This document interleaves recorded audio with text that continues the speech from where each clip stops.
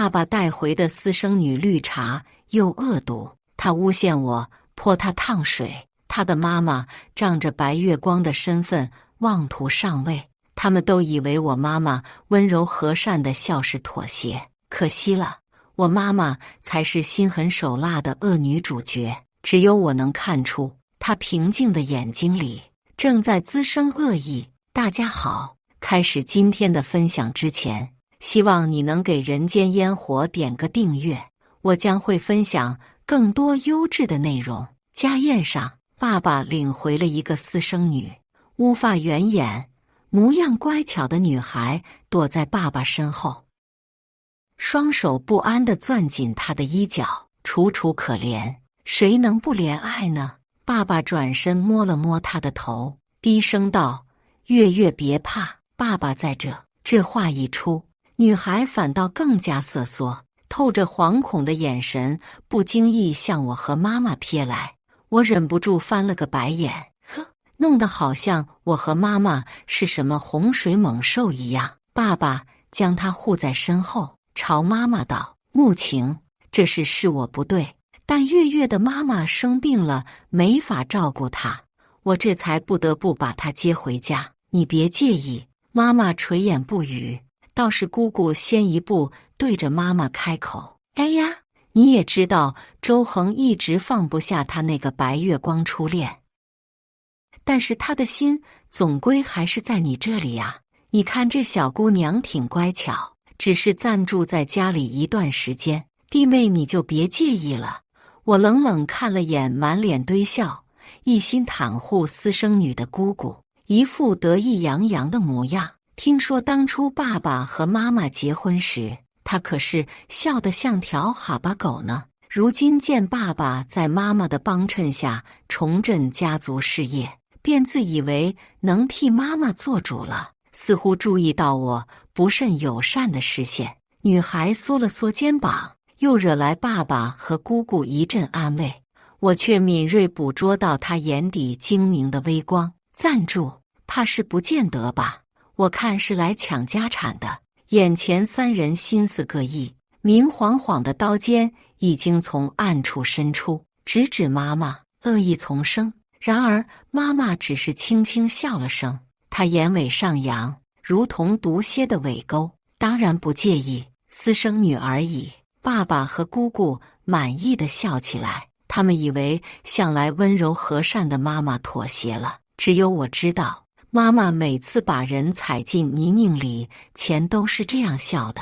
爸爸带回的私生女叫周新月，好名字，听着怪阳光开朗的，谁想是个小绿茶呢？此时的我看着摔碎的陶瓷杯和捂着手臂瘫坐在地的周新月，迎头接了爸爸的一声怒吼：“小夏，你干什么呢？”周新月躲在爸爸怀里，泪眼朦胧：“爸爸，姐姐不是故意烫伤我的，都怪我走路不小心碰了姐姐，轻轻碰一下，怎么会撞翻杯子？”爸爸小心翼翼捧着周新月被烫出水泡的手臂，扭头朝我皱眉：“小夏，是月月妈妈生病，我才把人接回来的。你作为姐姐，怎么能把气撒在妹妹身上呢？不管你是不是故意的，和妹妹道个歉。”我简直要气笑了，问都不多问一句，就这么敲定我是罪魁祸首了。看来这个女儿很合她心意嘛。也是，毕竟她妈妈可是爸爸的白月光，而我的妈妈不过是她家族事业出问题时不得不选择的联姻对象。这样一对比，眼前这个听话懂事的女孩可不讨尽她欢心吗？我暴毙冷漠说：“道什么歉？我没有故意泼烫水，是她自己撞上来的。”爸爸脸色瞬间冷厉下来，站起身，一巴掌就想扇我身上。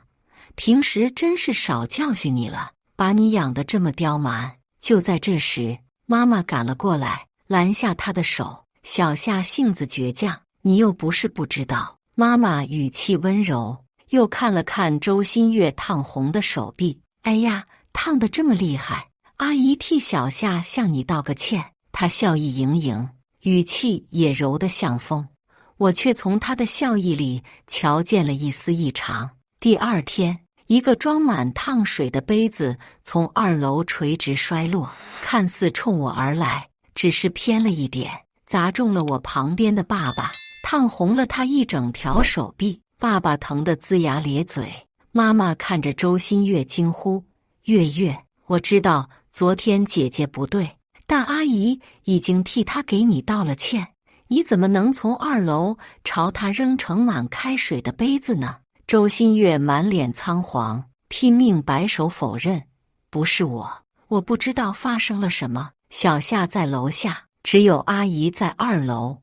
你的意思是阿姨诬陷你吗？”周新月气得咬牙，眼里压抑着怒火。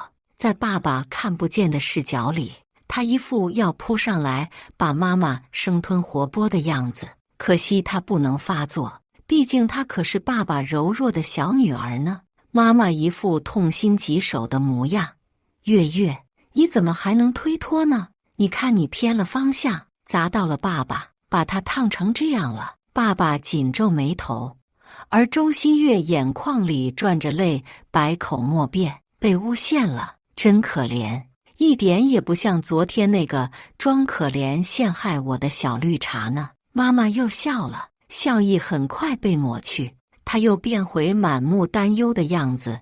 说来还是小夏伤了月月在先，一定是因为她以前都没有兄弟姐妹，现在不知道怎么相处。不过没有关系，妈妈揽着我的肩膀说道：“我给小夏带了一个哥哥回来，这样小夏以后就知道怎么和妹妹相处了。”话音刚落，一个面容清俊的少年被管家带进了家门。少年声音清朗，朝我微微一笑：“妹妹好。”爸爸的脸色可真是精彩，转黑转红又转绿。穆晴，这是谁？他的声音里压着怒意，死死盯着眼前的少年。少年却不慌不忙，走到了妈妈身边。妈妈笑盈盈拍了拍他的肩膀：“自然是小夏的哥哥林叔，本不想让你知道的，但我看你都把月月带回来了，我当然也要把小叔带回家。3兄妹在一块，肯定能相处得很好的，对吧？”爸爸拍案而起：“方慕晴，那个男人是谁？你生什么气？”妈妈无辜眨眼：“我只是和你一样，想给他一个家罢了。至于他是谁，你以后自然会知道。”爸爸无话可说了，他被妈妈的话噎个半死，找不到半点反驳的地方。妈妈视若无睹，热情地领着林叔去房间收拾东西。看着周新月咬唇瞪着我的滑稽样子，我忍不住笑出声：“好好相处吧，我的好妹妹。”她自然不会与我好好相处，只会幺蛾子不断。林叔的东西陆陆续续送来，其中有许多笨重的书籍。周新月笑得乖巧，眼里的讨好拉拢意味明显。他说要帮林叔整理东西，于是抱了高高一摞的书籍。经过我身边的时候，他脚一歪，手一抖，慌乱间我看见了他唇边挑衅的笑意。我知道又该说我故意绊他了。然而就在那厚重的书就要冲我砸来之时，林叔踹了他一脚，书籍倾斜的方向瞬间转了个向，哗啦啦，伴随着书籍砸落声音的是周新月的痛呼。他摔在地上，头上被坚硬的书角磕红了一大块。看到林叔护在我身前，他脸上闪过一丝难堪。噗，又想耍小心思，可惜不管用呢。爸爸怒不可遏，厉声质问林叔为什么踹人。我适时惊呼一声，捂着被书轻轻碰到的腿道：“哎呀，我的腿！妹妹怎么这么不小心，砸了自己也砸了我呢？爸爸，你别怪哥哥，他是看妹妹抱不稳书想帮忙，情急下才踹了妹妹的，他也是好意。”我蹦出泪花，委委屈屈看着他。爸爸冷冷瞥了我和林叔一眼，便带着周新月去擦药了。周新月离开前那副憋着气的样子，乐得我差点当场拍手。林叔暴毙看着我立马活动自如的腿，不由挑眉一笑：“挺会呀。”我俏皮地吐了吐舌头：“哥哥带得好。”接下来好几日，周新月一见我便冷着脸，他一憋什么坏主意，不等他有动作，我便高喊一声哥哥。林叔一来，他就安分了，可他表面上是规矩了，背地里又不知打起什么新算盘。我佯装看不出他心思，开开心心办起了我的生日宴。宴席上，我的同学朋友和爸爸的亲戚坐满了几大桌，姑姑面色红润，和爸爸那些亲戚攀谈着。周新月穿着朴素的 T 恤白裤，和精心打扮的我形成鲜明对比，俨然一朵清纯无辜小白花。姑姑拉着她和那些叔伯介绍，丝毫不顾妈妈颜面。妈妈亲人不多，外公前几年去世后，姑姑更是不把妈妈放眼里了。她倒是不记得到底是谁给了她弟弟扶持，让周家翻身再起的。这是周恒的小女儿，人又乖，成绩还好。月月，快把你的那些奖状证书给叔叔阿姨们看看。然而周新月一脸为难，支支吾吾推脱着。追问下才知道，原来他的奖状证书早被撕了，还被口红涂得乱七八糟。谁干的？哦，原来是小心眼嫉妒他的我。可我明明连他的房间都没踏进去过。我冷眼看着演着一出好戏回我生日的两人，心道原来在这等着我呢。周新月见我淡定自如，又拿出一帖证：“姐姐的口红落在我房间了，今天还给姐姐。”她语气弱弱，战战兢兢递来那支口红，确实是我的，是我同桌上次送我的生日礼物，定制款，还刻着我的名字。这样一看，确实很像是我看不惯她这个妹妹，刻意毁掉她的东西，让她难堪。毕竟谁会撕毁自己的奖状证书呢？周遭一片寂静。片刻后，一位同学先从震惊中缓过神，低声问我：“小夏，虽然她是私生女，但你这样做也不太好呀。”此言一出，周围人迅速窃窃低语起来，不时偷瞄我一眼。姑姑更是帮腔弄事：“小夏，你对妹妹再不满也不能这样啊。”爸爸面无表情，拍了拍周新月的肩膀安慰她，意思再明显不过。周新月眼中升起一抹得意，似乎觉得报了这些天我打压她的仇，高兴太早，可是会摔得很惨的。哎呀，妹妹，我怎么不记得我去过你房间，还落了这支口红呢？我故作惊讶，目光移向林叔：“妹妹是不是记错了？这是在其他地方捡到的吧？”小夏的口红丢了，我帮她找了几天都找不到，不知道月月是在哪捡到的。林叔神色淡淡，与我交换了一个眼神。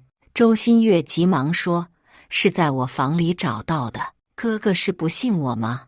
我怎么会毁坏自己的成果？是吗？林叔笑起来，将手机上一段监控展示出来。谁知道你会不会呢？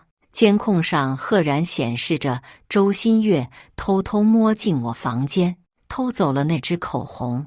他脸色瞬间白了下来。我瞧着他的反应，打趣道：“是啊，谁会没事这样对自己的东西呢？那好，妹妹，你从我房间里拿走这支口红干什么？”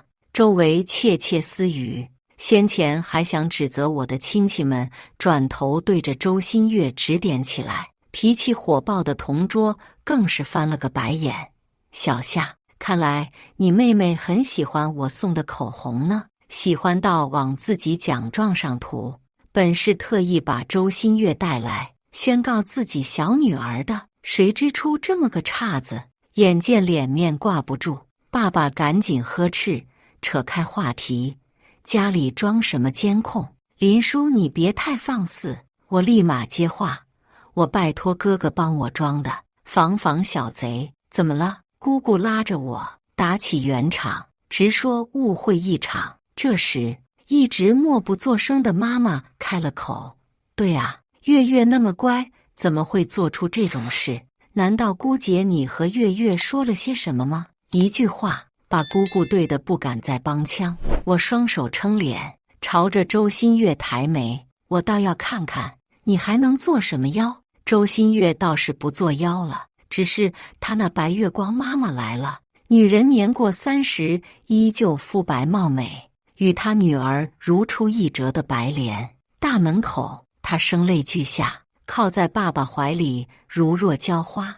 你说你会照顾好我们的女儿，可如今她被人欺负成这样，你叫我怎么放心的下？哇塞，若不是我知道实情，还真要以为我们是欺负人的那方呢。女人哭着把周新月搂进怀里，不时咳嗽几声，更显孱弱病态。爸爸安抚着他们，全然不顾一旁的我和妈妈。许寒，你身子本就弱，别这样气坏身体。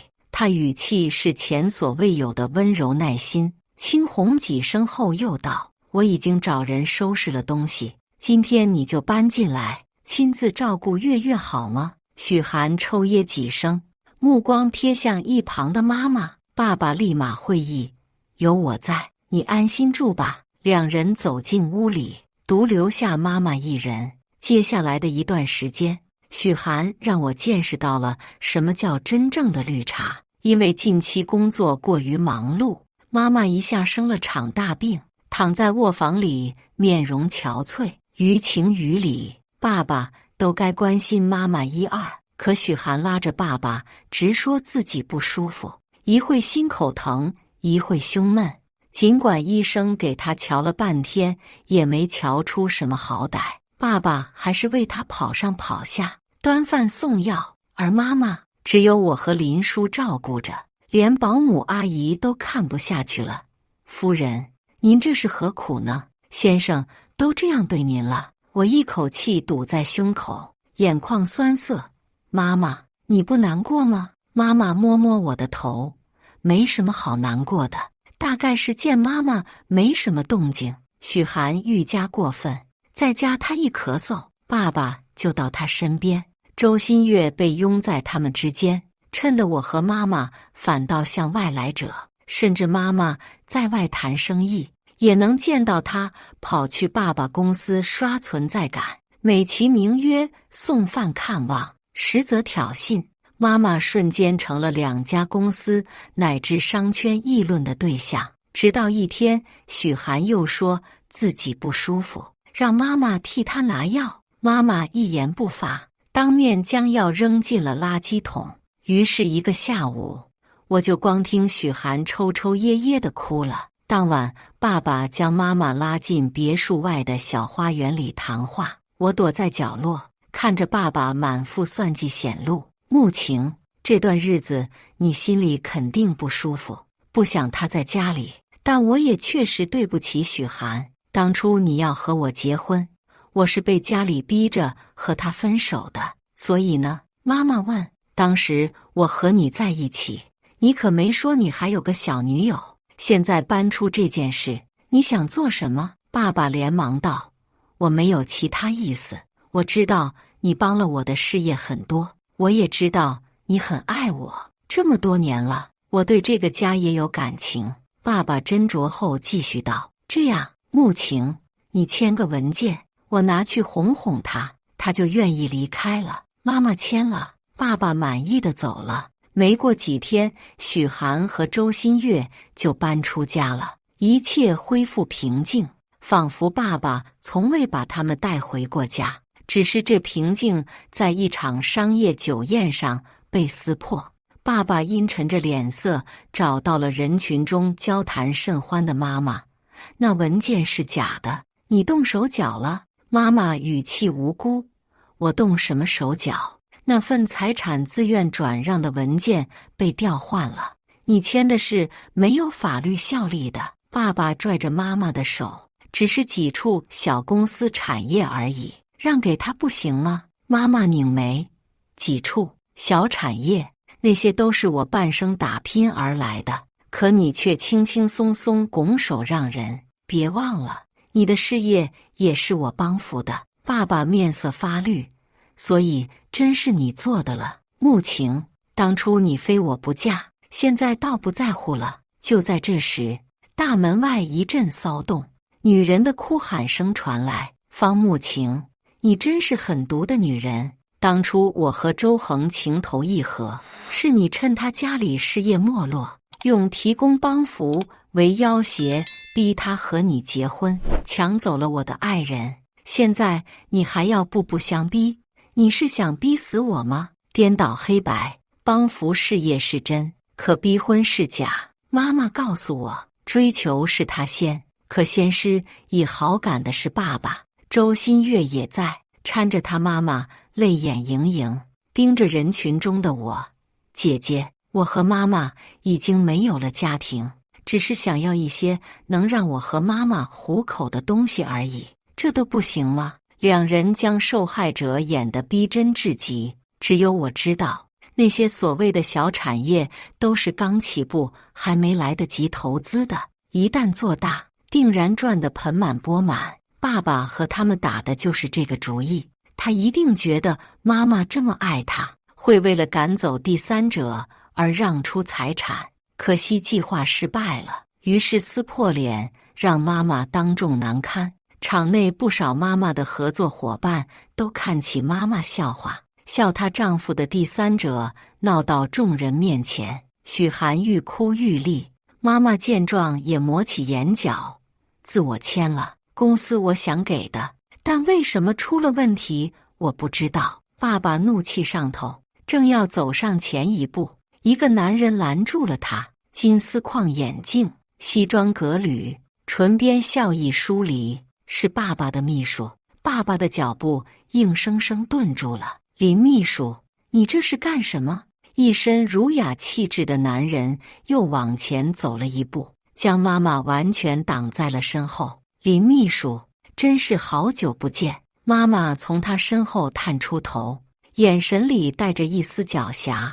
周恒的文件出了问题，你知道怎么回事吗？啊，我忘了，你是他的私人秘书，这些东西当然会经过你手。许寒哭不出来了，他一副见鬼的样子，目光怔愣。林颂之是什么人？爸爸最信任的秘书。爸爸和许寒商议的事都多多少少会透露给他，可现在本该站在他们一方的人站在了妈妈身前，瞎子都看出怎么回事了。我扑哧一声笑出来，向林颂之乖巧问好。林叔叔好，哥哥今天有事没来，他说他都好久没见到你了，可想你了。这话含糊不清，却足够让周围人浮想联翩。妈妈轻轻拽住林叔叔的袖子，朝爸爸说：“你不是一直查不到那个男人是谁吗？”“诺，今天告诉你，我知道那天起，爸爸一直在查妈妈的出轨对象，可惜一直没有头绪。”“废话，他派去查这件事的人是林叔叔，谁会查出自己？”林颂之。爸爸终于回过味来，一字字咬着从齿间挤出：“林叔，林颂之。”他早该反应过来的。你什么时候和他搞在一起的？搞，别把话说得那么难听。周恒，妈妈在爸爸如刀的目光下淡定自如。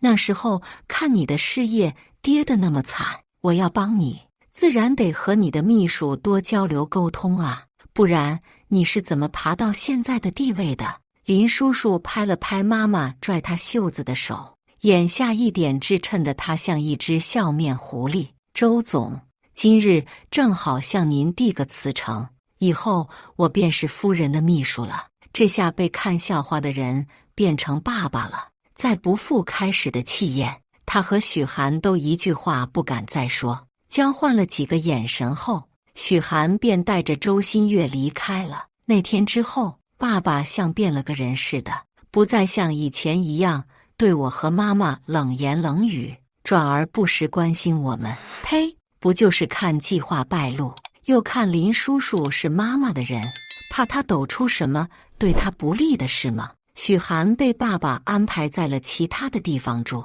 一时不敢再来搞事，可林叔叔却时常跑来家里，明面上是送文件、送资料、聊公事，实则是为和妈妈待在一块。爸爸越看，脸上的郁气越重，可惜他什么都不敢说。这么熬了一周，他偷偷找到我，先前是爸爸错了，爸爸让妈妈受了委屈，小夏，你帮帮爸爸好不好？真是廉价又虚假的歉意。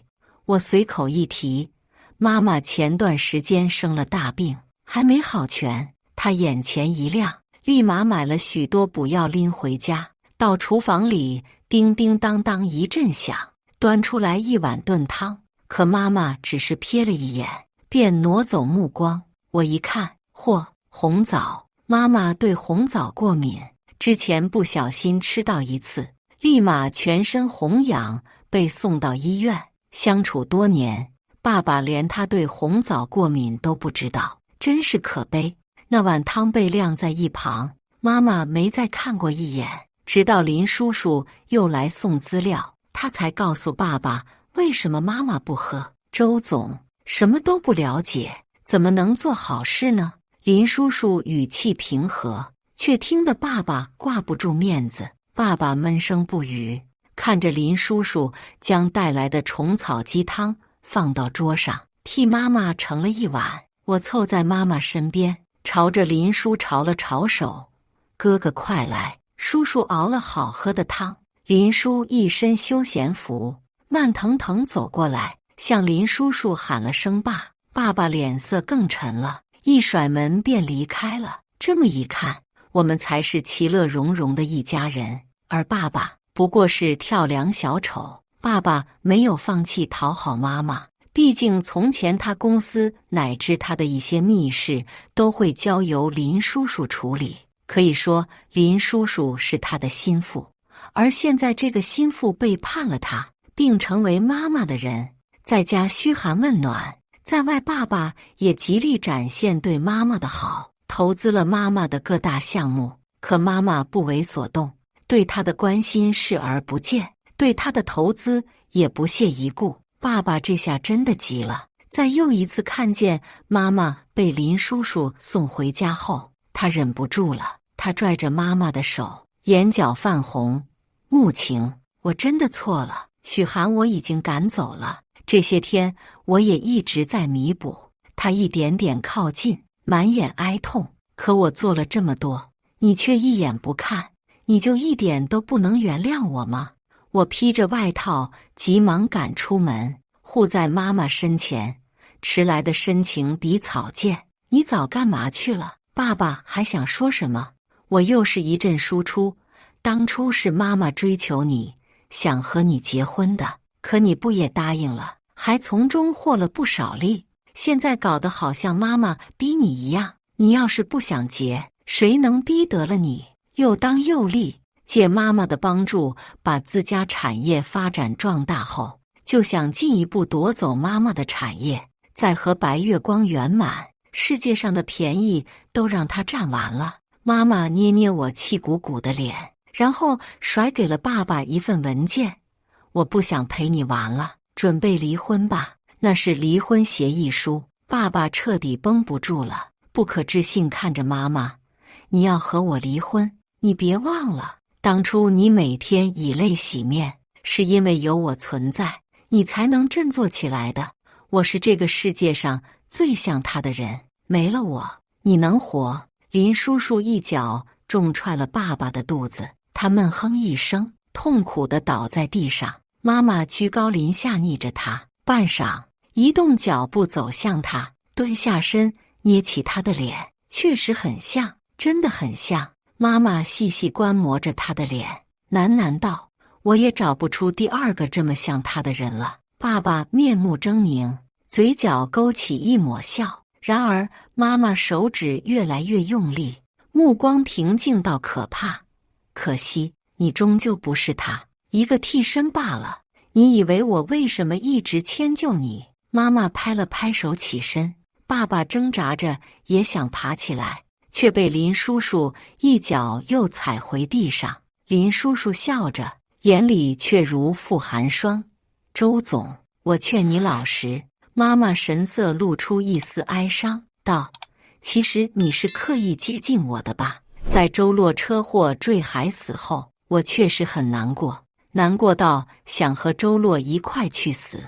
而你也是在那时候出现的，同父异母的你们确实太像了，从脸到性格都很像，所以在我情感最脆弱的时候，你刻意模仿他，让我想要和你在一起。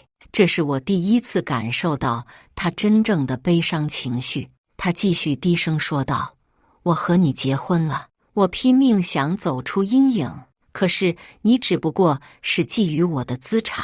你的计划里，你会夺走我的资产，然后让你的白月光出现，告诉大家本就是我夺人所爱，是我恶毒心狠，然后让你能不留一点污点，顺利离婚。妈妈肩膀抖动起来，抱着手臂把自己环紧。我脱下外套替她罩上。妈妈句句温柔，却字字诛心，把爸爸虚伪的面具戳了个稀巴烂。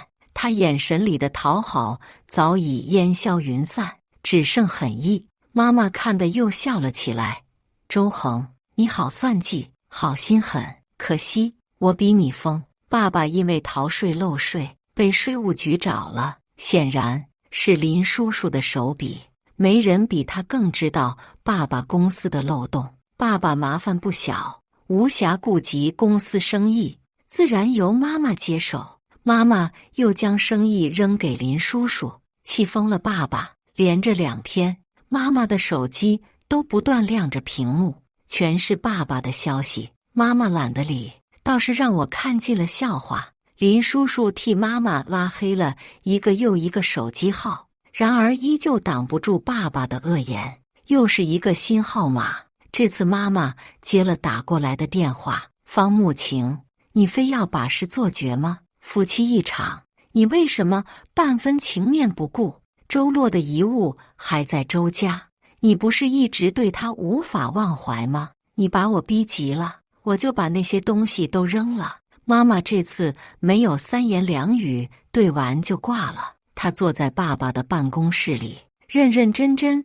听完爸爸一长串话，然后打断了他。对呀，你还记得周洛呢？你不提，我都忘了他是怎么死的了。是你给他的车动了手脚，才害死他的呢。那边静默了。你在说什么？我听不懂。听不懂，没事。证据能让警察懂就行。妈妈转了转椅子，将办公桌上爸爸的相框扔进垃圾桶里。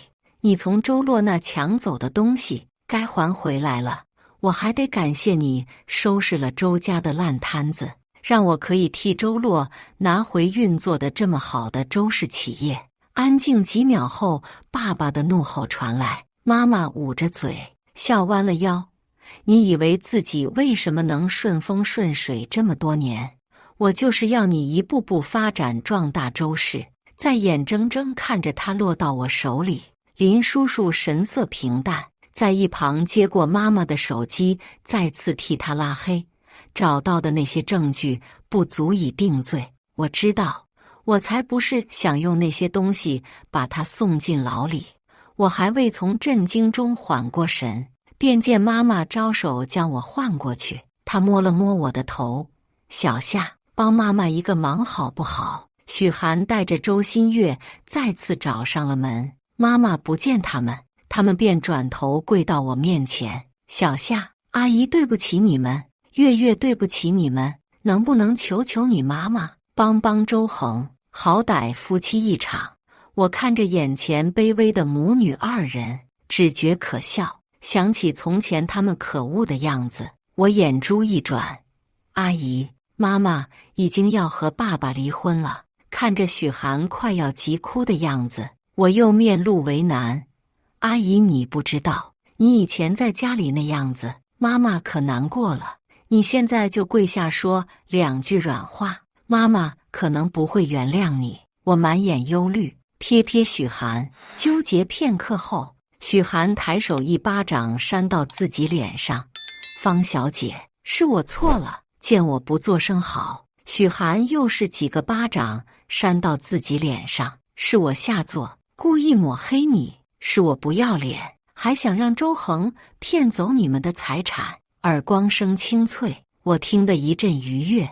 许寒脸上已经红肿起来，触目惊心。但这样怎么够呢？我视线移向一旁已经满脸泪痕的周新月，挤出几滴泪，看着是比他还委屈。妈妈难过，我也难过。妹妹，她立马明白了，鼻尖红彤彤看着我，半晌也抬手狠狠扇向自己白嫩的小脸。都是我不好，以前惹姐姐不高兴了。她的声音抖得不成样，不一会脸就肿得和她妈妈一样，真是比喜剧表演还让人觉得好笑。小夏，你看这样够不够？能不能让你和妈妈气消？许寒满是祈求地看着我，求求你，和你妈妈求求情。话音未落，保姆阿姨便来喊我吃饭。我甜甜应了声，随口对着跪着的两人说：“知道了，知道了。”会的，我只会把这当笑话讲给林叔听。几日后，许寒又找到我，焦急问我到底有没有和妈妈说。哎呀，对不起阿姨，这几天太忙了，我都忘了这事了。那天的巴掌怕是作废了。我知道许寒这几天一直盯着我，他是看着我和朋友到处玩乐的，我在故意戏弄他，最后的希望被踩在地上羞辱碾压。他崩溃了，尖叫道：“方半夏，你怎么这样？你和你妈妈一样，都恶毒！”我暴毙看着他被换来的保安拖走，嬉笑道：“谢谢阿姨夸奖我哦。”几巴掌就想握手言和，做什么梦呢？他们无果而返，还被戏耍一番。本就焦头烂额的爸爸一定会更加烦躁。妈妈被林叔叔护着，他没法动，于是他把主意打到了我身上。学校外漆黑的路上，他将我绑走了。第三视角，昏暗的仓库里，周恒眼下乌青，胡子拉碴，心力交瘁的模样。穆晴，我也不想这样，是你逼我的。他抽着烟，对着电话那头说：“我请小夏来我这玩玩，你帮我处理掉公司的麻烦，毁掉手上的证据，我就让他回去，行吗？”方慕晴的声音从电话那头传来：“周恒，你真是疯了，不是你逼我的吗？”周恒骤然拔高声量：“我没想害过你们，你们也是我的家人，我只是想从你那讨点好处就走的。如果你当时转让了那些产业给我，我们就能好聚好散。可你一再戏耍我，还要把我逼到如今地步。”他又深呼吸了几下，而后强作镇定道：“你照我说的做，我就把周落的遗物都给你。从此，我和许寒他们消失在你面前，行不行？”他像是握着最后一根稻草，满是祈求地对着电话那头说：“然而，不行，周恒，我怎么可能轻易放过你呢？”周恒的眼神逐渐暗淡，整个人像是泄了气的气球一样。几分钟后笑起来：“好啊，反正我也完蛋了，不如把小夏带下我陪我好了。”被捆在椅子上，麻袋套头的女孩昏迷不醒，浑然不觉即将发生什么。周恒眼中闪过一丝不忍，眼睛一睁一闭后便只剩狠戾。他抽出刀，狠狠向女孩扎去，鲜血顿时涌出，喷洒在她脸上。穆晴，周洛死于我手，小夏也死在我手上，你现在开心了吗？他喘着气问电话那头，却只听见方慕晴失控的笑声：“小夏，周恒，小夏在我身边呢。你杀的是哪个小夏呀？”警笛声震耳，我跟在妈妈身后，看到了目光呆滞瘫倒在地的爸爸，以及被掀开头套、满身是血的周新月。他虚弱的只剩一口气，在那条昏暗的小路里，我和他被调了包，爸爸没有发现。现在爸爸戴上手铐，被拉起走向警车，他好像神志不清了，开始又哭又笑。慕情，许慕情，你说的对，你比我疯，你比我狠。你说周洛那么温和迟钝的人，怎么会喜欢上你呢？他蠢到连我这种对他不怀好意的人都施加善意，可你却狠毒至此。你让我杀死了自己的女儿，尽管早就心冷，此刻我还是红了眼眶。他从始至终没把我当做过他的女儿吗？我只是他谋取利益途中的一环吗？妈妈轻轻搂住我，爸爸又继续道：我只是羡慕他，我只是嫉妒他。凭什么他能不费力就得到周家的所有东西，而我只能分到一点碎羹？而他和你在一起，还能得到方家的帮助，为什么上天就是优待他？妈妈狠狠扇了他一巴掌。凭你妈妈是小三，你这种私生子见不得光，你害死他，还来哄骗我，让我好几年被你蒙在鼓里，让我和杀死我爱人的凶手同床共枕。现在我有多恨你，你就下多深的地狱吧。爸爸终于被押上警车，他犯下的事足够他吃个枪子了。周新月在送往医院的路上抢救失败了，许寒得知此事疯了，被关进精神病院。周氏被妈妈收购，周家倒台，特别是姑姑，在闹了一番后被林叔叔赶出这个城市。这是妈妈在最后一次探望爸爸时告诉他的。周洛死后的第20年，周恒疯着被押上刑场。我们搬离了那个家，妈妈在海滨小城买了一套新房子，妈妈很开心，她第一次发自内心的笑了。她赤脚在沙滩上奔跑着，像少女般开怀无忧。恨的人已死，剩下的都是爱的人了。她笑着跑着，被林叔叔拥进怀里。夕阳散落在海面上，波光粼粼。林叔叔替妈妈擦去眼角的泪，都过去了。妈妈亲昵地蹭了蹭他的肩膀，哑声道：多谢，这么多年一直帮助我。不是我要谢你。林叔叔神色温柔，当年我被前妻害得债台高筑，我还带着林叔，要不是你帮我，我早撑不下去了。也是这个时候我才知道，林叔叔在得知妈妈被爸爸欺骗后，一路爬到了爸爸秘书的位置上，多年来始终监视着他们的动向。妈妈望向无边大海，眼神中显露出一丝留恋缱绻。我只是太想周洛了，所以学着他的样子，想去帮帮别人。那个未曾见面的叔叔沉落在海洋里，但会有人继续来爱妈妈。开心。我抓起一把沙子甩向林叔，少年闷头吃了一嘴沙石，呸呸2声就要起来抓我。你看就看，扔我干嘛？我可是你哥哥，小混账！我扮了个鬼脸，你才不是我哥哥呢！以后别想再教训我了。眼看他就要起身，我撒开脚丫往沙滩跑，可惜腿没他长，跑不过他，那叫教训。他气喘吁吁抓住我，替我捡起跑落在地的发绳。你妈妈说了，你不该大晚上单独和男生在一起，很危险的。只是和同学聊聊天而已嘛。他娴熟地替我扎起头发，替我拍了拍身上的沙子。少年的眉眼在橘色的夕阳下显得温柔万分。